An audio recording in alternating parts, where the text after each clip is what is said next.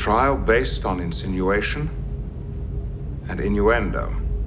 Nothing substantive offered against Mr. Trump, much less proven. I implore you, do not continue with this proceeding. End it now. Would it surprise you to learn that you have violated the Prime Directive a total of 9 times since you took command of the Enterprise? I beg your pardon? Lieutenant.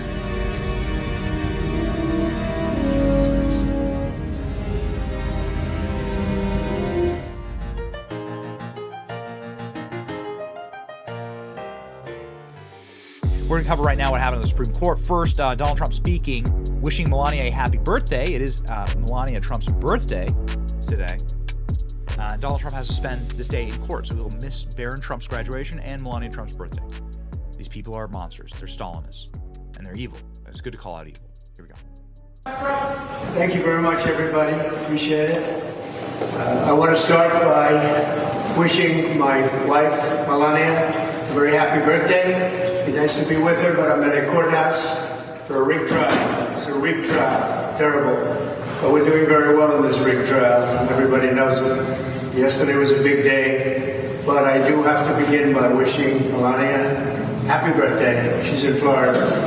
I'll be going there this evening after this case finishes up, this horrible, unconstitutional case.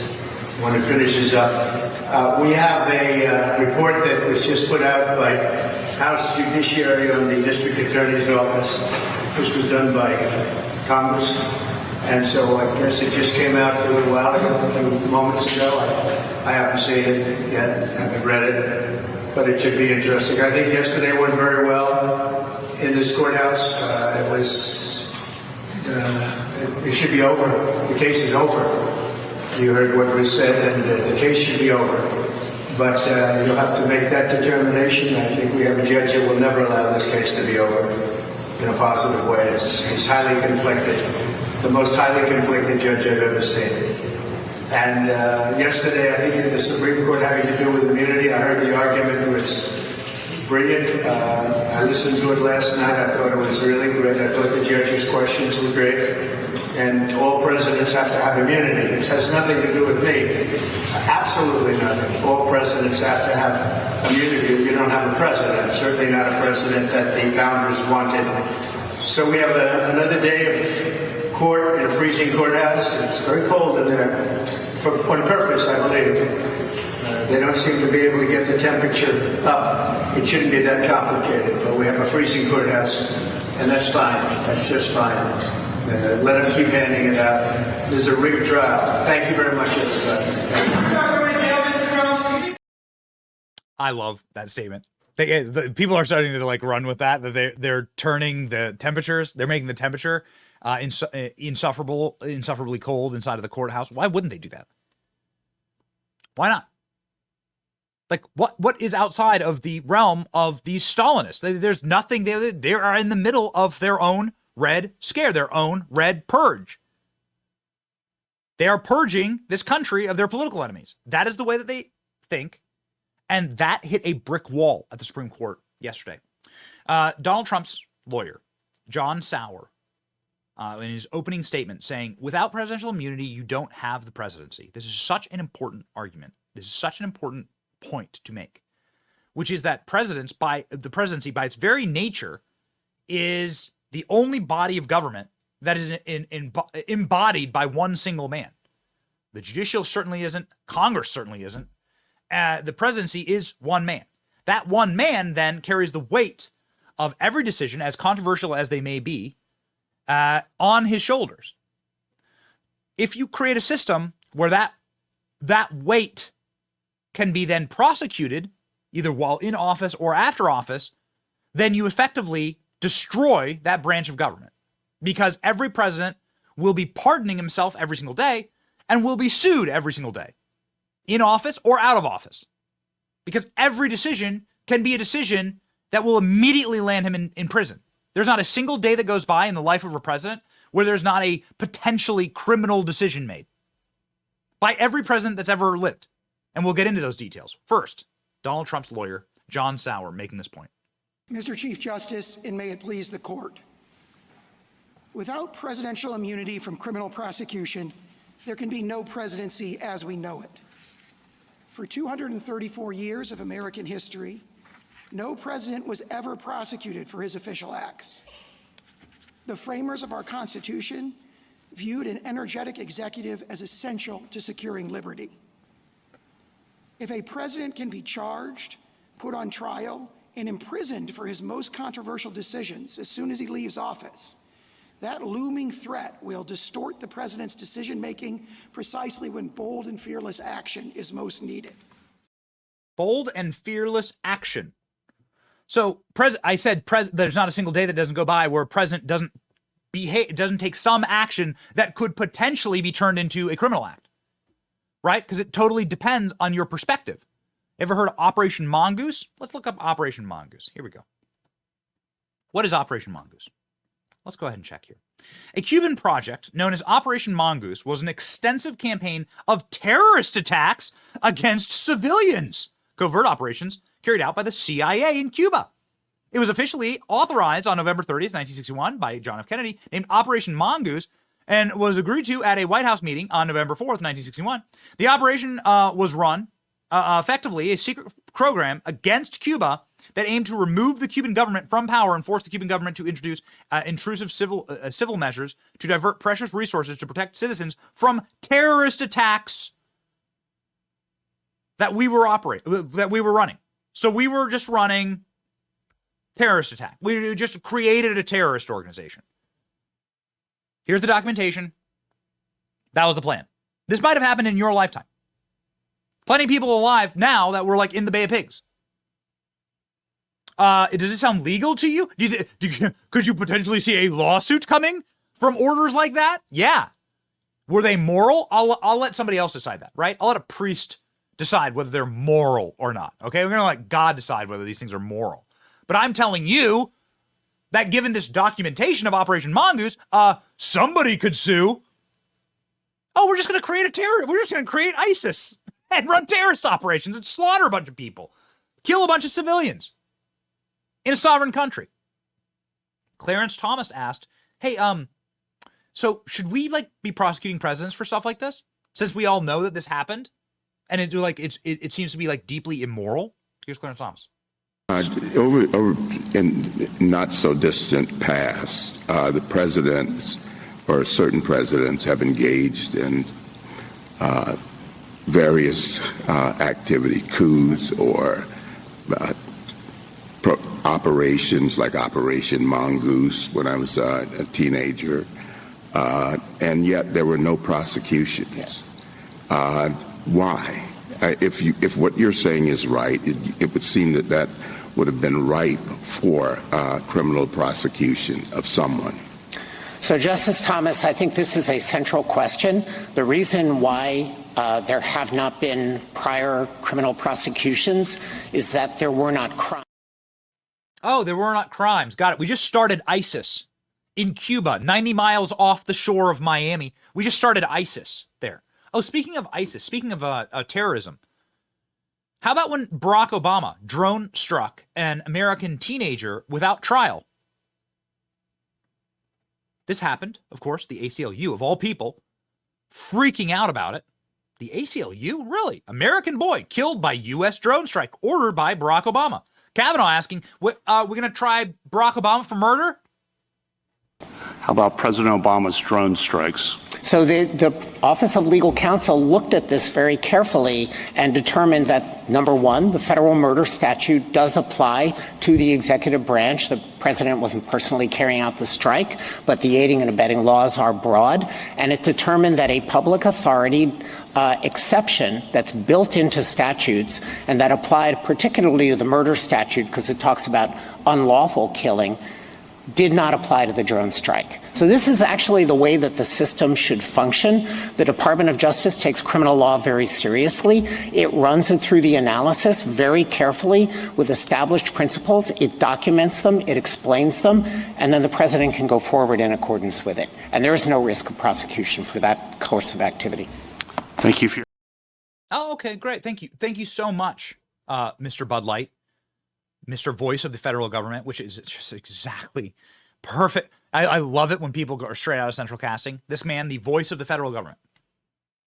Yeah, it's okay for us to kill American citizens when we want to. It's okay when we do it. Oh, okay. So Donald Trump just said that the election was rigged and stolen and everyone should peacefully protest. That's what Donald Trump said. Oh, yeah, he should go to jail for the rest of his life. That's what he's arguing. Oh, let's see. FDR interned hundreds of thousands of Japanese people during World War II. Oh, are you Japanese? You go to a camp. You're going to go to a concentration camp. Is that legal, Mr. Joe Biden lawyer?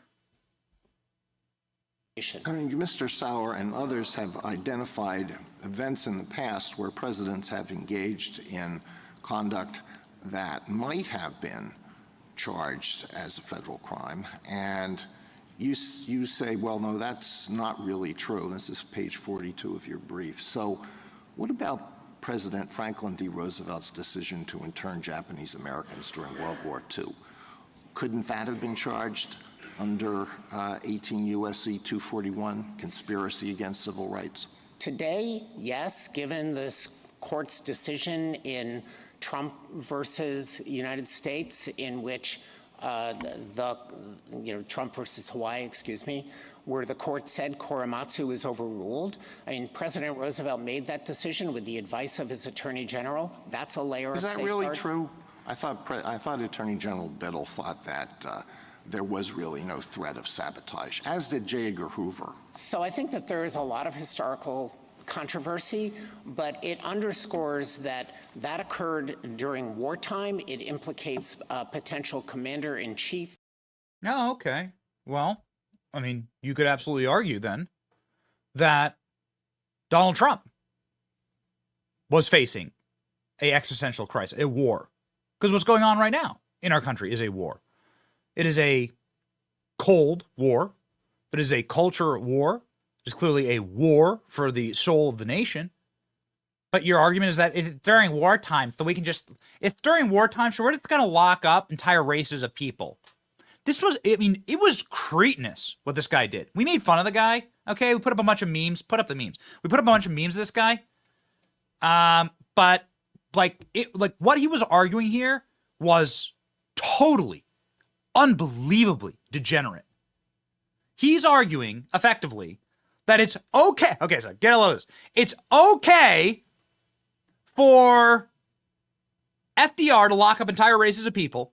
It's okay for Obama to do drone strikes. It's okay for drone strikes on American citizens. It's okay for JFK to create a terrorist organization, to create his own ISIS for Cuba. But it's not okay for Donald Trump to peacefully protest. And this is a great question here from Gorsuch. So what happens when a president peacefully protests? Huh? So what you're saying is peacefully protesting as a president is a crime, right? Example, let's say a president leads a mostly peaceful protest sit-in in front of Congress because he objects to a piece of legislation that's going through. Mm-hmm. And it in fact delays the proceedings in Congress. Now, under 1512C2, that might be corruptly impeding an official proceeding. Is that core and therefore immunized, or whatever word euphemism you want to use for that? Or is that not core and therefore prosecutable? Well, without a clear statement that applies to the president. It's not core. The core kinds of activities that the court has acknowledged are the things that I would run through the Youngstown analysis. And it's a pretty small set, but things like the pardon power, the power to recognize foreign nations, the power to veto legislation, the power to make appointments, these are things that the Constitution specifically allocates to the president. Once you get out... A president then could be prosecuted for the conduct I described after he leaves office? Probably not. Oh, okay. Well, then what the hell are you doing to Trump? You know, there have been presidents that have obviously led protests, peaceful protests all throughout American history, right? Depending on where you wish to go back to. Like, Abraham Lincoln led a very non-peaceful protest of slavery. You going to prosecute the guy?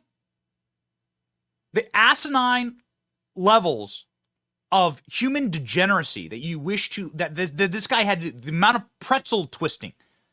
Oktoberfest in Munich, Germany has less pretzel twisting than Mr. Dweebin yesterday. And these were our, they had up a photo of Mr. Dweebin that was apparently his official photo. We were able to find some others online of Mr. Dweebin in past experiences with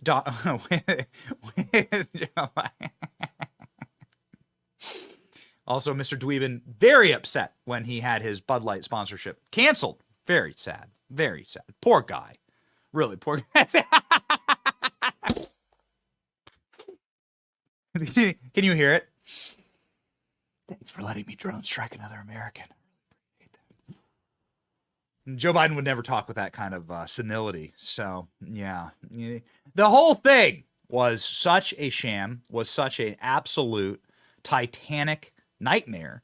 And that is actually exactly what it was called by Jonathan Turley on Fox, saying, let the Titanic sink. These people are sinking themselves. We played you the polling. We showed you what the American people are thinking. We showed you this isn't working with the American people.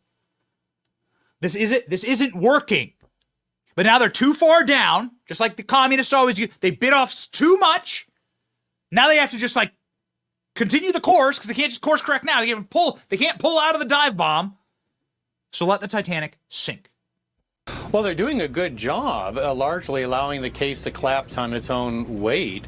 You know, this case thus far is about as good a model of prosecution as the Titanic is a good model for navigation. I mean, I don't understand why they would start with Pecker. In my view, he's disastrous. You know, first of all, I'm speaking as a criminal defense attorney.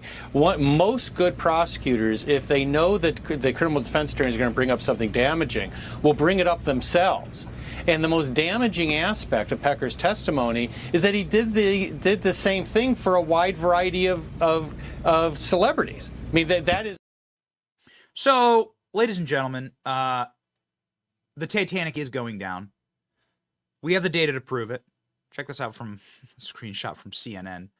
The number of charges, if true, are irrelevant to Trump's fitness for presidency. Now, the hush money payment. They're going in reverse. Can we zoom in on this? They're going in reverse. This is CNN reporting.